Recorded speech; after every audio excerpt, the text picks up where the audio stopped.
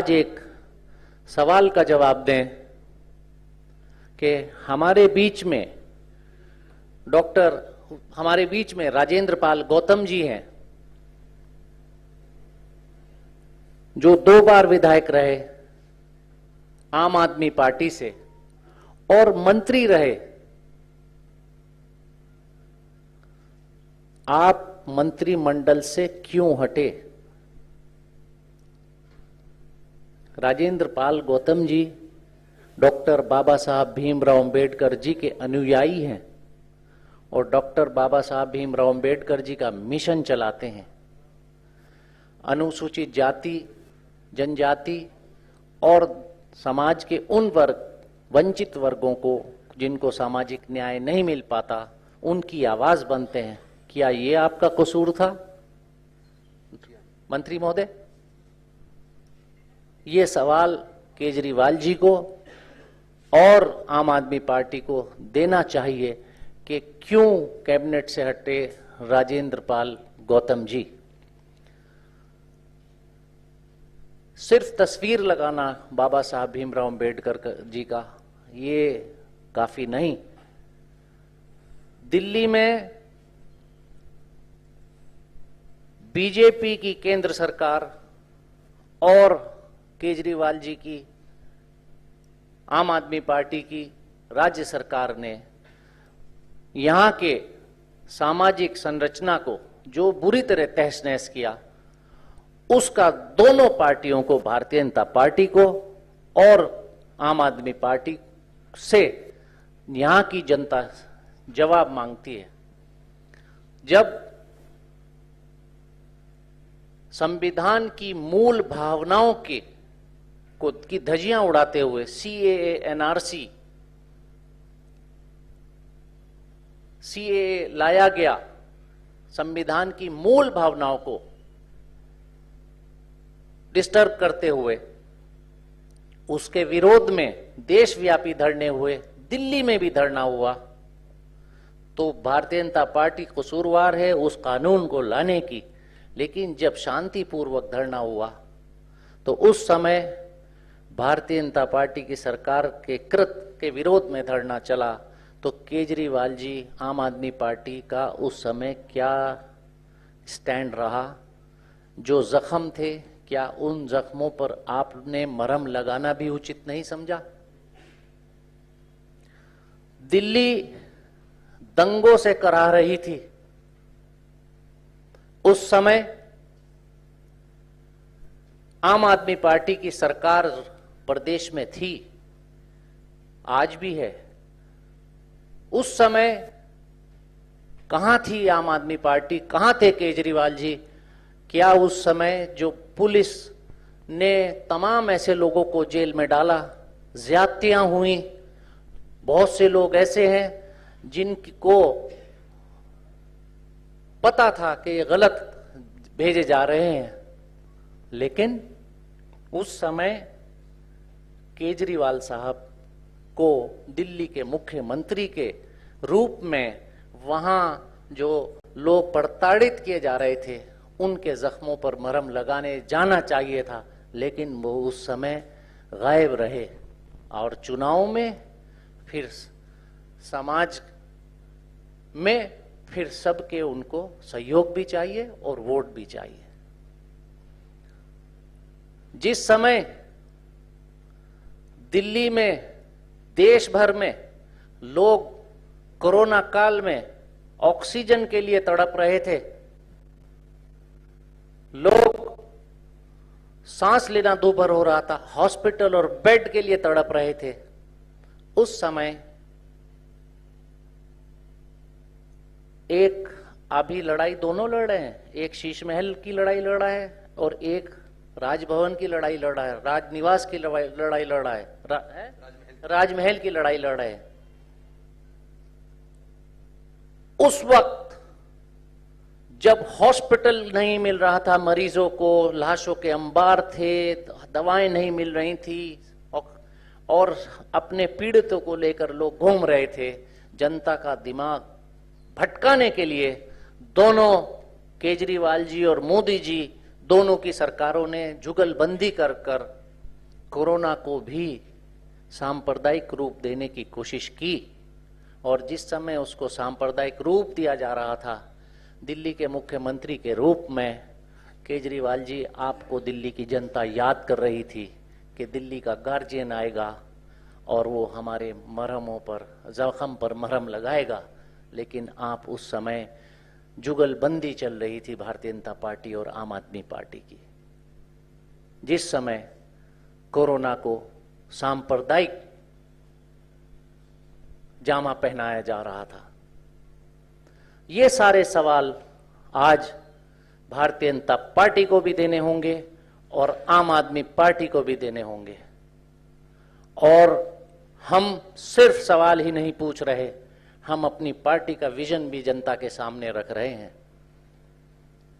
जिस समय राजेंद्र पाल गौतम जी को आम आदमी पार्टी के, जब आम आदमी पार्टी के मंत्रिमंडल से हटे, उस समय कांग्रेस पार्टी ने आपकी डॉक्टर बाबा साहब अंबेडकर जी के प्रति सेवाओं को देखते हुए, आपकी डॉक्टर बाबा साहब अंबेडकर जी के मिशन के प्रति सेवाओं को देखते हुए ऑफर किया कि हमारे पास कांग्रेस पार्टी में जैसे एक ऐसे निष्ठावान साथी की, नेता की जरूरत है जो अनुसूचित जाति की, जनजातियों की और उन वंचित वर्गों की आवाज बन सके जो डॉक्टर बाबा साहब भीमराव अंबेडकर जी ने लड़ी है। तो कांग्रेस पार्टी ने आपको, राजेंद्र पाल जी को, जब ही हाथों हाथ अपने संगठन में लिया। हम चाहते हैं कि जो संविधान की बात करे उसको कांग्रेस का प्लेटफॉर्म मिले। जिस समय दिल्ली का दंगों से करहा रही थी, उस समय कांग्रेस पार्टी के नेता राहुल गांधी जी वहां उन लोगों के बीच में गए, उन लोगों से मिले, उन लोगों से बात की। सरकार में ना होते हुए, विपक्ष में होते हुए, कम से कम उनको एक कंधा दिया कि उनको वो आंसू तो कम से कम कंधे पर रखकर बहा सकें। जिस समय चाहे मथुरा हो कांड हो और चाहे संभल कांड हो, विपक्ष की भूमिका भी जरूरी है। और राहुल गांधी जी वहां पहुंचे और लोगों के बीच जाकर उन लोगों को एक ढांढस बंधाया कि कोई तो उनके साथ खड़ा है। पिछले कई सालों में चाहे कोई जूते बनाने वाला हो और चाहे कोई मोटरसाइकिल ठीक करने वाला हो, चाहे कोई फल सब्जी बेचने वाला हो, चाहे मंडी में काम करने वाले लोग हों, चाहे चाट का, पकौड़ी का ठेला लगाने वाला हो, सबके बीच में लगातार कांग्रेस पार्टी के नेता राहुल गांधी जी जाते रहे और उनका दुख और दर्द समझने का काम करते रहे। हम कांग्रेस पार्टी की ओर से दिल्ली की जनता से दो अलग अलग बात कहना चाहते हैं कि मोदी जी और केजरीवाल जी के रूप में दोनों को पहचानिए।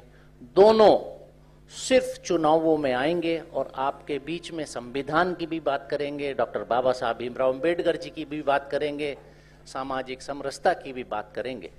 लेकिन जिस समय चुनाव निकल जाता है, उस समय दोनों एक सोच के साथ सिर्फ और सिर्फ अपने सरकारी उद्देश्यों पर लगे रहते हैं और वो अपने अपने मकसद हल करते हैं। और जब जनता का विषय आता है तो एक दूसरे के ऊपर आरोप और प्रत्यारोप लगाने का काम करते हैं।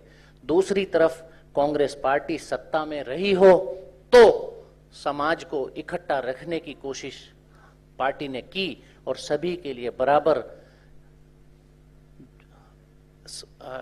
अपॉर्चुनिटीज देने की कोशिश की।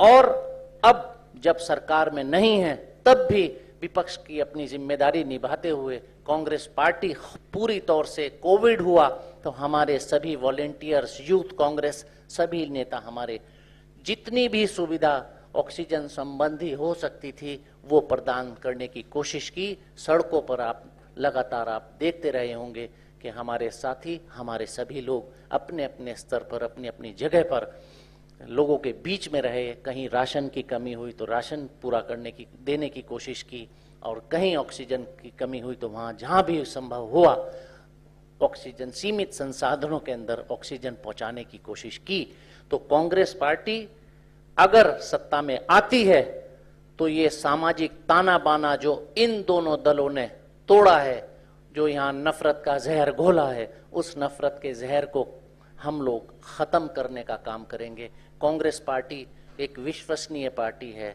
जनता कांग्रेस पार्टी पर विश्वास करती है, राहुल गांधी जी पर यकीन करती है, और हम लोग उस उम्मीद पर जनता की खरा उतरने का काम करेंगे और सभी को, हर समाज के हर वर्ग को कांग्रेस पार्टी, चाहे वो अनुसूचित जाति हो, जनजाति हो, एससी हो, ओबीसी हो, माइनॉरिटी हो, सबको साथ चलकर लेकर चलने का काम करेगी। धन्यवाद।